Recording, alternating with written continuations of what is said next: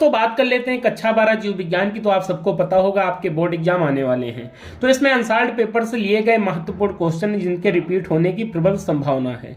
तो चलिए एक एक क्वेश्चन देख लेते हैं। मैंने ये भी क्वेश्चन के आगे लिख दिया है कि किस सन में क्वेश्चन पूछे गए हैं। सभी क्वेश्चन 2 नंबर में या 3 नंबर में पूछे जाते हैं, तो इन सबको बहुत ही अच्छे से आप लिख करके तैयार कर लेंगे।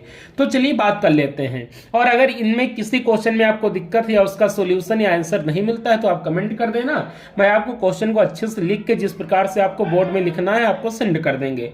तो पहले देख लो, देखो अनिषेक फलन भी पूछा जाता है, इसके साथ साथ आप अनिषेक जनन भी याद कर लेंगे।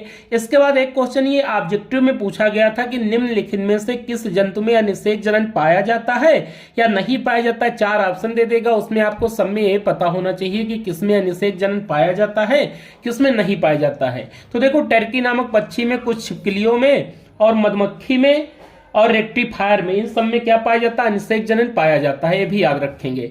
देखो आभासी फल किसे कहते हैं, कूट फल किसे कहते हैं। आभासी फल पूछे या मिथ्या फल पूछे या असत्य फल पूछे, बात देखिए। तो आभासी फल में क्या लिखेंगे आप, वे फल जिनका विकास अंडाशय से ना होकर के पुष्प के अन्य भाग जैसे पुष्पक्रम हो गया, बाह्य दलपुंज हो गया, दलपुंज, इन सबसे होता है, उन्हें आभासी फल कहते हैं। जैसे सेब हो गया, ये भी 2009 हो गया, 11 हो गया, 14 हो गया, 19 हो गया, 21 हो गया, 22 में पूछा गया क्वेश्चन है। आगे देखो, देखो सबसे पहले इसमें अनुवांशिक रोग पूछ लेता, किसे कहते हैं, किन्हीं 2 अनुवांशिक रोग का विस्तृत वर्णन कीजिए। तो वे रोग जो एक पीढ़ी से दूसरी पीढ़ी में स्थानांतरित होते रहते हैं उन्हें अनुवांशिक रोग कहते हैं। हीमोफीलिया, बढ़ंता, तो बढ़ंता में क्या होता है, इसमें लाल व हरे में पहचान नहीं कर पाता रोगी, और हीमोफीलिया में चोट लगने पर रुधिर का थक्का नहीं जमता और रक्त लगातार बहता रहता है, जिससे व्यक्ति की मृत्यु हो जाती है। और रक्त के लगातार बहते रहने की वजह से इस रोग को ब्लीडर रोग के नाम से जानते हैं। तो जिस क्वेश्चन में आपको दिक्कत होगी आप कमेंट कर देना, हम आपको अच्छे से लिख के भेज देंगे। अगला टेस्ट क्रॉस, देखो टेस्ट क्रॉस को हम लोग परीक्षण संकरण और बैक क्रॉस को संकर पूर्वज संकरण बोलते हैं। तो ये आप देख लेना, ये भी पूछा गया, अनुवांशिकता के अंतर्गत आता है, ये भी पूछा गया है। अगला निषेचन, जनन, परागण, तीनों में से 2009, 8, 12, 14, 16, 19 में एक न एक परिभाषा पूछी गई, तो बहुत अच्छे से आप तैयार कर लेंगे। अब देखो कभी कभी लिंग निर्धारण की सिर्फ परिभाषा पूछ लेता कि लिंग निर्धारण कहते किसे हैं। आपके सिलेबस में 3 में है, पक्षी में, मनुष्य में, कीटों में है, और पक्षी में, मनुष्य में पूछे जाने की ज्यादा संभावना, तो इसको अच्छे से आप तैयार कर लेना। आगे देख लेंगे राष्ट्रीय उद्यान अभ्यारण्य, तो भाई पूछा जाना है बायोडायवर्सिटी वाले लेसन में, इसको आप अच्छे से याद कर लेंगे। इसकी संख्या ऑब्जेक्टिव में पूछ लेता है, तो 105 राष्ट्रीय उद्यान है, 515 अभ्यारण्य हैं और 18 क्या है, जैवमंडल आरक्षित क्षेत्र हैं। और भारत में कुल 34 नहीं, भारत में कुल 3 हॉट स्पॉट है, विश्व में इनकी संख्या 34 है। इन सबकी संख्या भी याद कर लेंगे। आगे देख लेंगे डीएनए फिंगरप्रिंटिंग, ये बहुत बार पूछा गया है।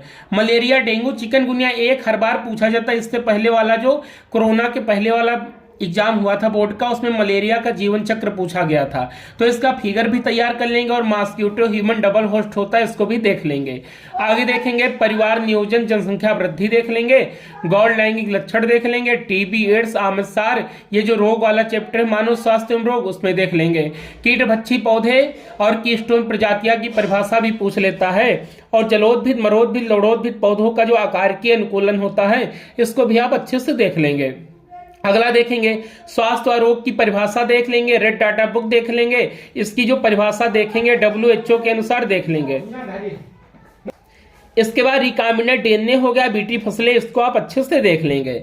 इसके बाद देखेंगे पटाउ सिंड्रोम, क्लाइनफेल्टर सिंड्रोम, जीनी चिकित्सा या पर्सनलिस्ट, इन सबको देख लेंगे।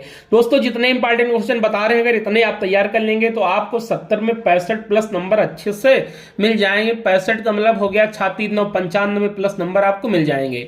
तो अगर किसी क्वेश्चन में दिक्कत है तो कमेंट में क्वेश्चन नंबर लिख के आप सेंड कर दीजिए, आपको लिख के अच्छे से क्वेश्चन को भेज दिया जाएगा। तो अगर वीडियो अच्छा लगा हो तो चैनल को सब्सक्राइब करिए, वीडियो को लाइक करिए। जय हिंद।